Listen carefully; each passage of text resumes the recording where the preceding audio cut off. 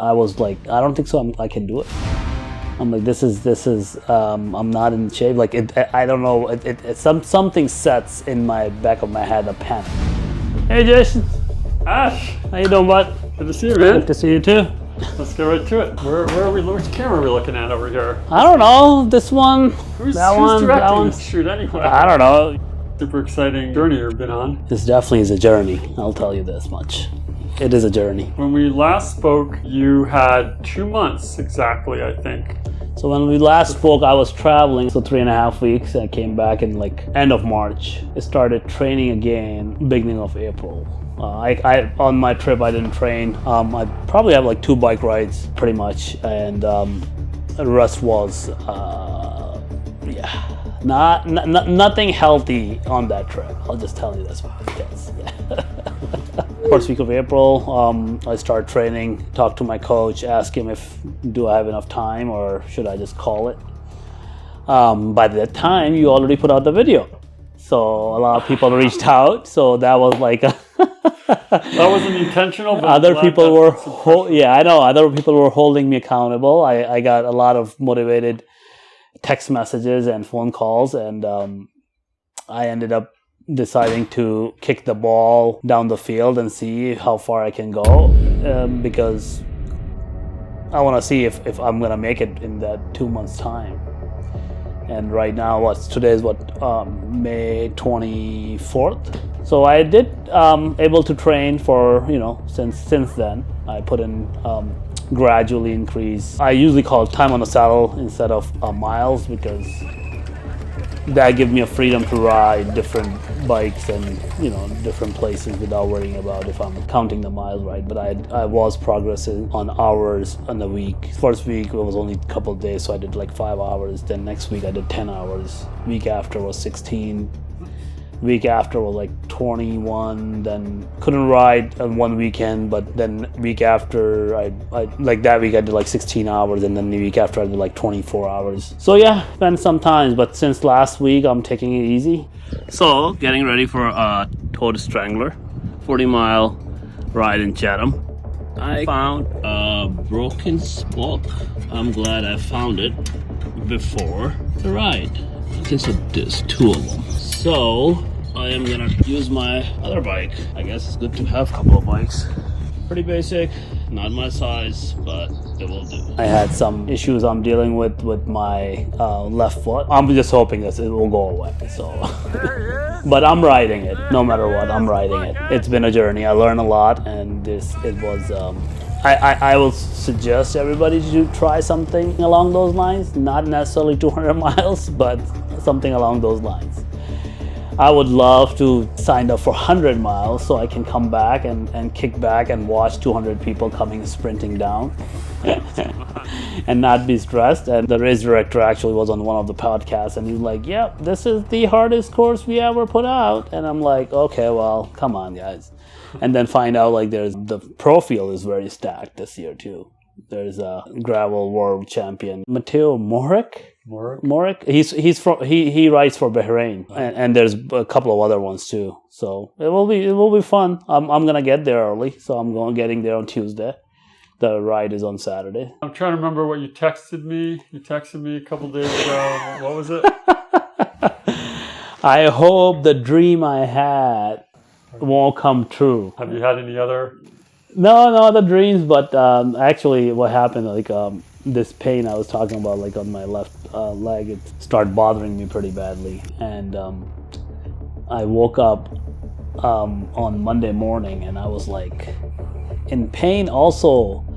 I don't know why, but I'm usually not a person who worry about things as much, but I was like, I don't think so. I can do it.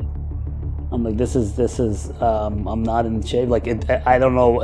Something sets in my back of my head a panic, and I was worried. I would start looking. I'm start using AI, putting up my workouts and asking it like, am I gonna able to do it? Is these trainings are enough? And it was keep giving me run around. Then I got tired and I'm like, I'm not doing this. Then I went on, so Unbound Gravel have a Facebook page. which I'm a member at, I posted on it. I'm like, is anybody else having this nerve-wracking? And so many people commented. Actually, I have to turn off the comments, like it was coming like that fast. Like so many people commented, a lot of very good advice. Few people have really long messages where they're advising, like, you know, start from the basic, just paddle your bike. I'm like, can you paddle your bike? That's all matters. It doesn't matter. And there's a lot of good advice. And one of them, actually, all he says, go read a book called The Comfort Crisis. And I'm not a reader.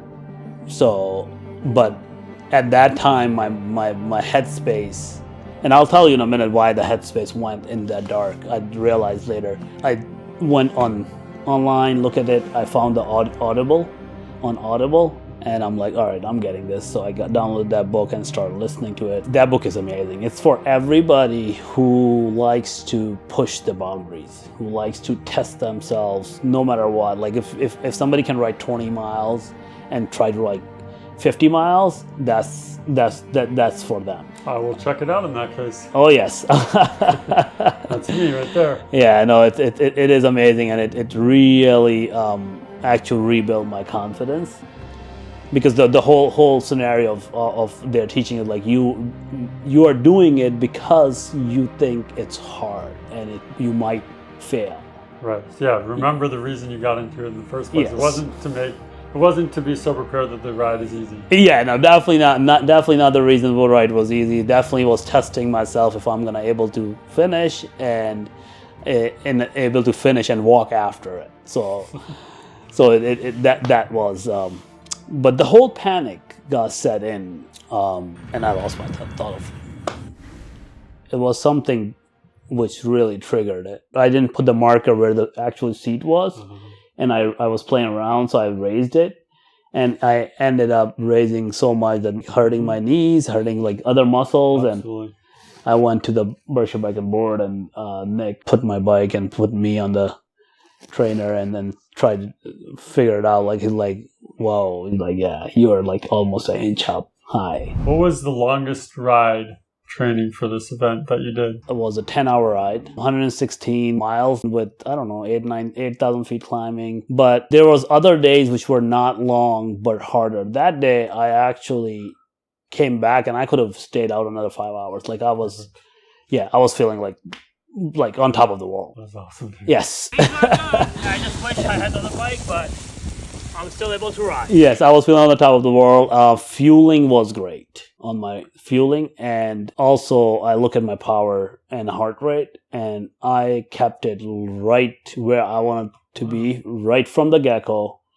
and did not move that needle on the whole ride. Like that's very good. That's impressive. That's awesome. Yeah. That's what you want to do. That's one of the scary things, I think. So with the ride, with that many people and that much excitement, and when the ride starts, and try to hold yourself accountable and hold yourself back, that okay, this is not the 1 hour race. It's not a 2 hour or 4 hour ride. It's gonna start and it's not gonna end until very late. Next question. Not to trigger your anxiety or anything, Ash, but just how long do you expect, or do you think this ride is going to take you? Especially considering how, like, there's some technical difficult sections where you're going to be going slow because the mud or the dirt or whatever, the gravel. There's some really gnarly sections. Yes. Is that true? Yes, there is.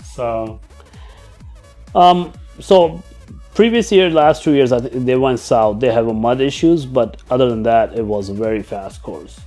This course, the race director mentioned that it's not gonna be much of a mud. Like there's gonna be mud, but it's something you can easily deal with. But it's gonna be this route is very chunky gravel, and there's some very technical and rough downhills where they're like you need to more careful on those downhills than anything else. I love downhills. That's where I thrive. But we will see. But I think if everything goes right, like when I say everything, I mean everything. Like I'm not slashing my tires and sitting on the side of the road and breaking my derailleurs and like all all those things. I'm seeing somewhere 18 hours. There's a poll going on in the local club, which I belong to. Most of the people said I'm going to finish between 18, 19 hours. Okay. Yeah, so. That's actually still, that's like a very respectable time for that distance and conditions. It is, as I said, like this, it's so much weather dependent.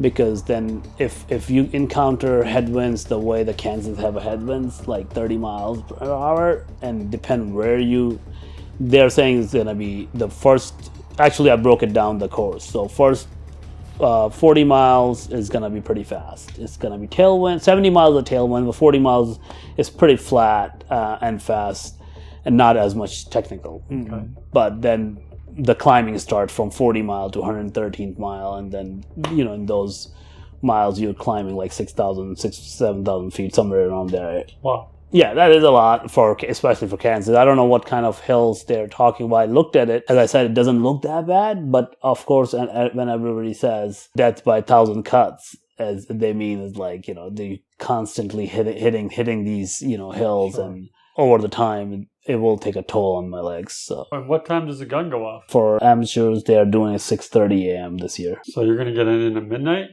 I hope so. There's going to be people there? Like, how does that work? Because all the supporters. There's going to be a lot of people that it's going to take 18 hours. I don't know. I don't know. I really don't know. Even. So, is there people to greet you there, or has everyone gone home at that point? I don't really. So. The way I looked at it, the people who are going to be there, they're waiting for other people to come in. So they are their supporters and they're going to be there. I don't have anybody coming with me.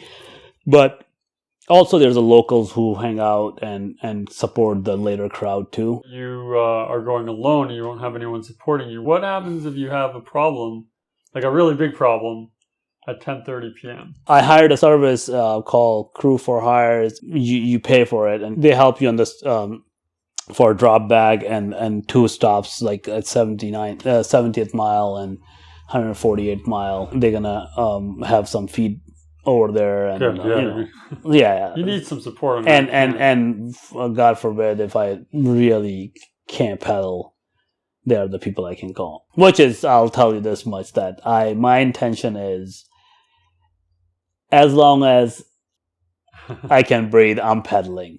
If I cannot finish, there gotta be the reason that I can live it. I'm not even worried about the time. I don't even care if I am DNF by Unbound because I didn't get the time cut, but I wanna get to that finish line. Hopefully within the time. Do they have a time cut? 3 a.m. or 2 a.m. somewhere like that. So basically 10 miles an hour. Just. All right. You can do better than that. I have faith in you. Yeah, but the thing I will do better if from the get-go I'm not trying to go anything more than whatever my zone 2 is. If you finish strong, that's the best way to finish, right? Yes. And that's what I'm keep telling myself day and night, that when I'm gonna get there, excitement is gonna be very high.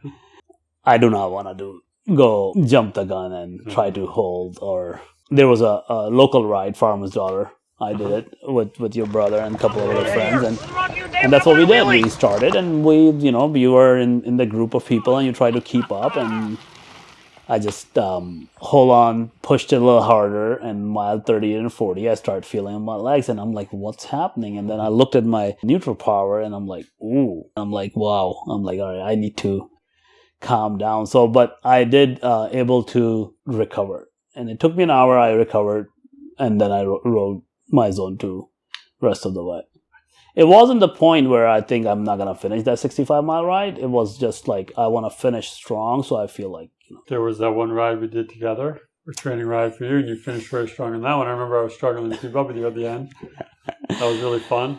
The best part about this whole journey is that I am performing my best ever in my cycling journey. Just put it this way. No matter the outcomes are, it does matter, but and on the other hand, it taught me so much about myself, about my cycling. I thought I knew a lot about cycling, but on this journey, I found not as much as I thought. Like fueling, for example. Fueling is, I think on this ride, I think the pedaling is the easiest part of the whole journey. I agree with you. I know exactly what you mean. Yeah, the conditioning and fueling and everything else to prepare for is I'm overwhelmed for sure. And my suggestion for anybody, that don't jump right onto. Let's put it this: if somebody want to do it right, they should sign up for 100-mile, 150-mile instead of 200-mile as their first, because there's so much things to learn while you're training. So just to go back to fueling, how you'll fuel like the night before and like during the ride, like in the morning before and then during the ride? Long rides. One major thing I learned, a lot of people do carb loading night before. Carb loading actually starts 36 hours before. The other thing is with carb loading also hydration. Like you want to be hydrated before the ride and carb loaded and before the ride. So, and do not let your feeling of that you're not hungry or you're full to not like stop fueling you. Mm-hmm. I learned that there's liquid drinks on the high carb liquid drinks, and how little you have to take. Then our friend Bill Hoffman. Actually, Ash, do you want to put the spacer on the bottom, or you just want to flip your stem? It's spacer on the bottom, yes. Okay, so you want to go up that much? Yeah. Trying to give him dual sus. Yes. But failed. He knew a lot about it, and he made some drinks for me, and home brewed, and some snacks, and taught me a lot. And now I know exactly how to take my carbs, when to take it. I hope I will remember that day. But and the hydration. So the way I'm gonna do it, I'm gonna have USV hydration pack on my back. I'm gonna put actually the carbs in there, which will hold probably like 350 carbs in 1.5 liter. And in my bottles, I'm gonna have 3 bottles in the frame, and 2 gonna have electrolytes and 1 gonna have just water. Have you done a big training ride with this setup before? Like, have you been training with this type of so I was riding nutrition? Yeah, I was riding and testing all my equipments and fueling. Mm-hmm. So I was using a Scratch Labs and also Bill Hoffman's homemade, and I was using goo gels and some other energy bars. I love actually real food, and I found a couple of waffles and here and there I can have with good carb. Like I can get 30 gram carbs out of them, and I'm trying to fuel myself like somewhere around like 60 to 70 carbs per hour, carbs per hour. I ask because sometimes what people do when there's like a really big event, they'll decide like, oh, I'm gonna use this really awesome formula that I've never used before. And then they find out like it doesn't agree with them, and they're on this huge ride, and then they're feeling unwell. Yeah, no, doing something that different than what they've been doing in training. Yeah, I tested equipment and I tested fueling. I think that the issue is when you do a lot more testing, then you become unsure about things. Right. So now I'm very sure I'm very good on nutritional side, but with the bike setup, I played with like. I'm that half. So that this is also because of this whole ride and journey. I learned a lot about bikes. I never did any work on my bike before, and now I do quite a bit and learn a lot. I installed the cush cores in my bike and loaded the sealant. I went from lube to waxing, totally just for keep the bike clean. My bottle's clean, my bike clean. What company are you using to ship your bike? Oh, my company. Really? I'm taking a bike with me on the plane. I'm going to check in. I have a bag, this case called Aura case. I took my road bike to Pakistan on that case. It's actually the size of regular suitcase in dimension-wise, so you don't have to pay extra. Any closing thoughts? I'm more focusing on the festival than actually a day I need to ride. Just to take the stress off instead of just thinking about how I'm going to finish, how I'm going to ride. Because I know how I'm gonna ride. I'm gonna ride the way I rode in my training rides. I'm gonna start slow. I'm gonna keep it. I'm gonna warm up, and after an hour and a half or two, I start feeling like, okay, this is where I belong.